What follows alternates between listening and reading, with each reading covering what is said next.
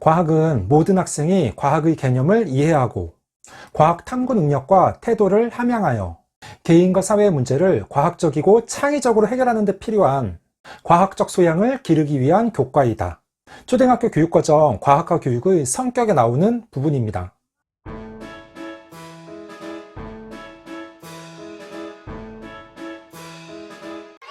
안녕하세요. 반갑습니다. 초등교사 해피 이선생입니다. 오늘은 초등학교 과학 교과서를 어떻게 봐야 되는지, 그리고 어떻게 활용해야 되는지 자세하게 알아보도록 하겠습니다. 이걸 알아야 부모님도 그렇고 우리 아이들도 보다 더 집중해서 수업에 참여할 수 있고 교과서를 효과적으로 활용할 수 있을 것입니다. 그럼 지금 바로 시작하겠습니다. 출발! 일단 4학년 1학기 과학 교과서를 펴면 실험실 안전수칙이 나옵니다. 과학은 워낙 실험과 관찰이 중요한 과목이기 때문에 교과서 첫 페이지에 실험실 안전수칙을 재밌게 만화로 넣어놨습니다. 과학은 교과서 외에 실험 관찰이라는 보조 교과서 성격의 책이 한 권 더 있습니다. 실험 관찰은 순수하게 워크북의 역할만 하도록 구성되었고 수업 시간에 하는 활동에 따라 기록이 필요한 내용은 모두 실험 관찰에 기록하도록 했습니다. 실험 관찰의 본문을 보면 이렇게 모두 빈칸으로 되어 있습니다. 교과서 다음 페이지에는 이 책의 구성이 나옵니다.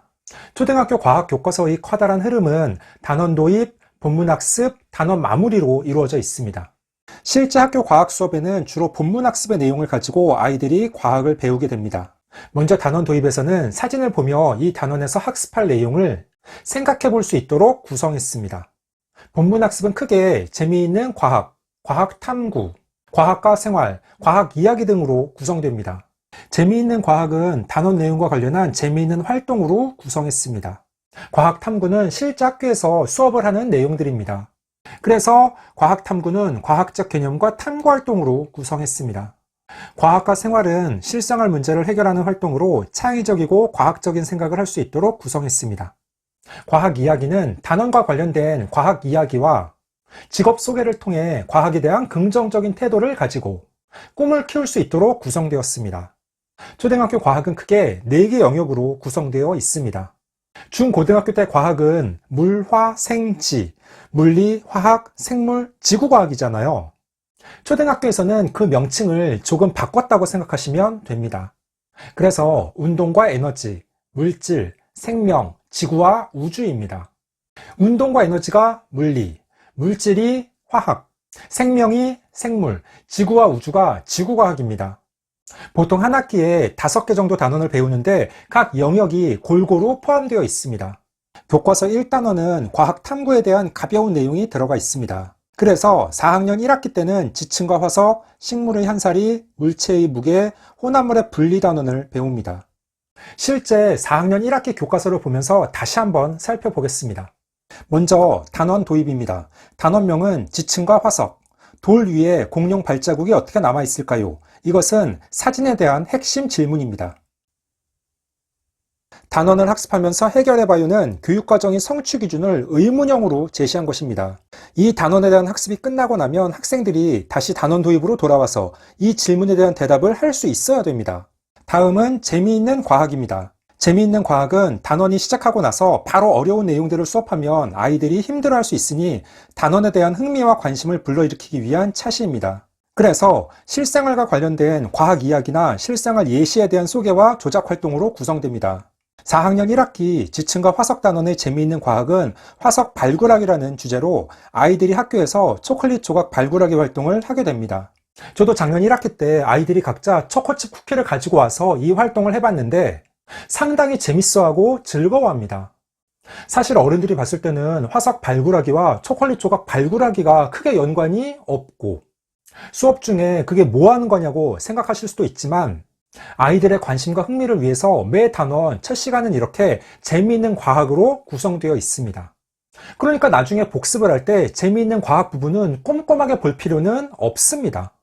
그 다음부터가 실제 학교 수업 시간에 본격적으로 과학의 중요한 내용들에 대해서 배우는 것입니다. 과학 탐구라고 불리우는데 과학과 교과 역량 구현이 기본이 되는 차시로 다양한 활동들, 예를 들어 탐구 활동, 조사 활동, 역할놀이 활동 등을 실시합니다. 구체적으로 한 차시의 내용만 보면서 교과서의 구성에 대해서 설명드리겠습니다. 차시 제목은 지층을 이루고 있는 암석을 관찰해 볼까요이며 탐구 활동, 준비물, 활동 과정 설명이 나옵니다. 차시 끝부분에는 활동 내용을 해석, 분석하고 정리하는 생각해 볼까요와 차시 해석습한 개념의 활용 및 적용에 대한 질문으로 구성한 더 생각해 볼까요로 이루어져 있습니다. 과학 탐구의 내용들이 끝나면 뒷부분은 또 과학과 생활, 과학 이야기, 단원 마무리가 나옵니다. 먼저 과학과 생활은 실생활 문제를 과학적으로 탐구하는 융합 인재 교육, 스팀 활동으로 구성됩니다.